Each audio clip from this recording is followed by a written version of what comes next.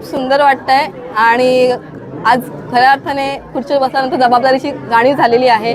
आणि अंबरनाथकरांचं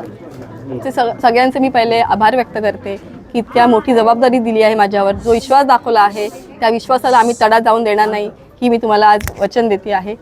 आणि हे सांगायचं आहे की माझ्या मागे पूर्ण सगळे अंबरनाथकर आहेतच, त्याचबरोबर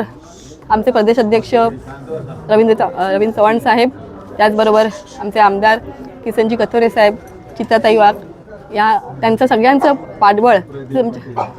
आमचे सहकारी प्रदीप पाटील साहेब तसेच सदामामा, ह्या सगळ्यांचं सहकार्य आहे। त्याच्यामुळे आता